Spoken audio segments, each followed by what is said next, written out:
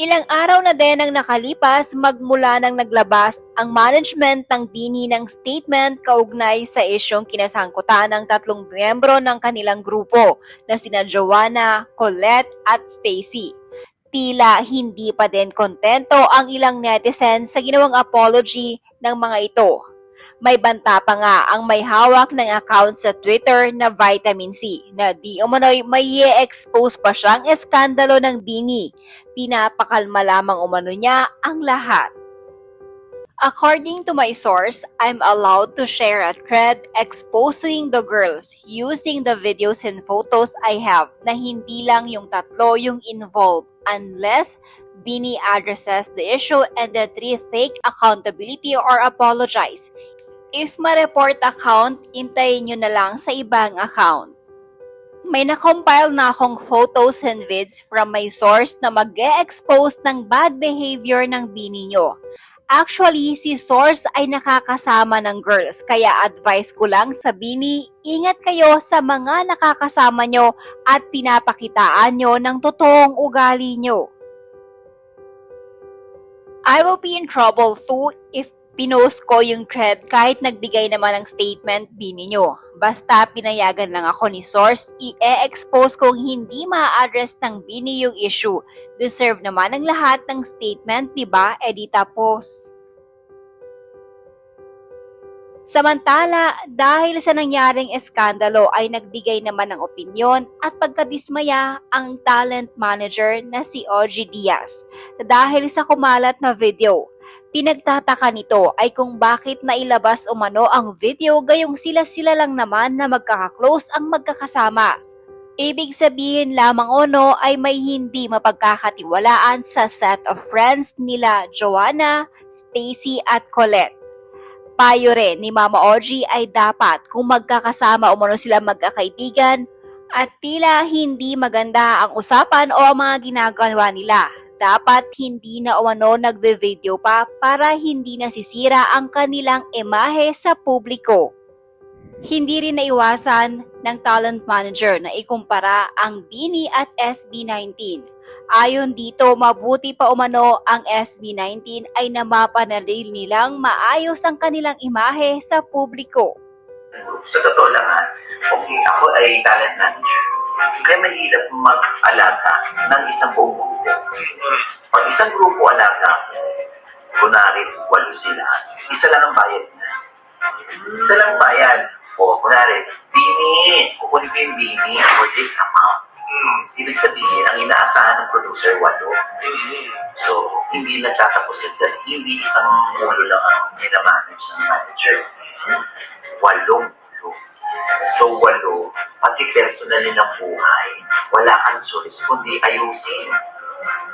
So, imagine mo, 8 yan, 8 tao sa isang bayad lang. Ngayon, yung BINI, kung noong araw, nasa isang secluded place sila. Parang nasa isang bahay sila, hindi sila pwedeng lumabas. Just like sa mga K-pop, hindi sila pwedeng lumabas. Talagang kailangan manatili at tumaas pa yung misteryo nila. Saka parang part nila training nila yun. Parang panggigilan sila lalo ng mga fans kasi hindi sila pakalat-kalat. So pakalat-kalat ng hindi niya dito, Hindi naman.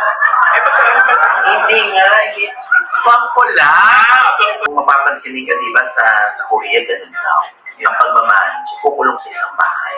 Hindi naman sila kinukulong, kundi part ng training nila. Kasi isang bahay, at meron kayong dapat na i-maintain na weight. Kasi pag tumaba, kailangan magpapayat. Pati yung kanilang nutrition, pati yung kanilang mga diet, naka-organize niya, minamanage niya. So, At di ba mga supplement nila, right?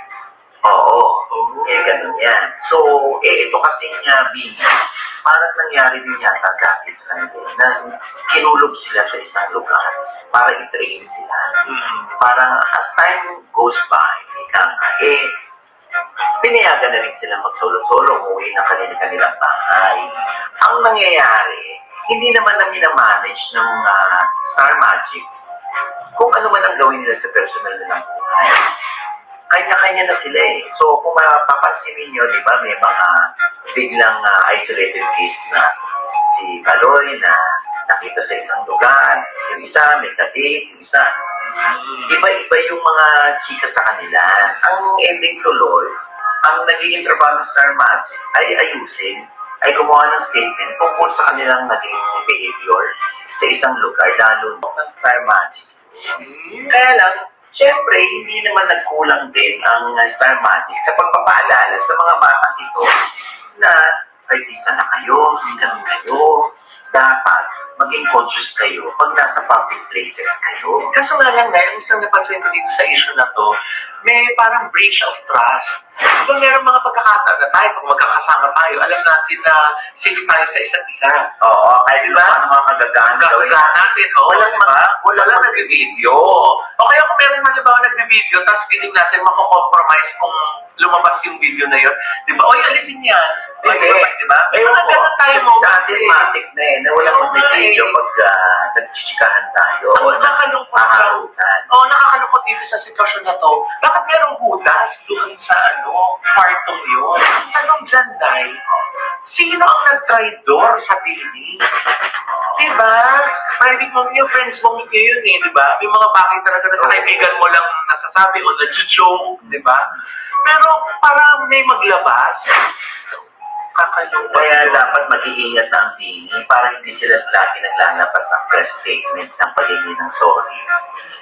Kasi pwede may natutunan sila sa issue ito, pero sa susunod hindi nga mauulit, pero another issue naman yung kanilang magagawa.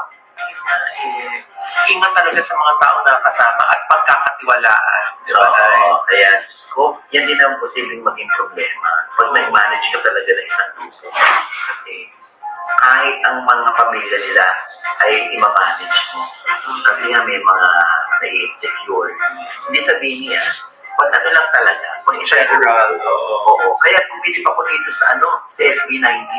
Oh, Pansinin mo, ang lumalabas lang sa kanilang software ay yung ginawa nilang content.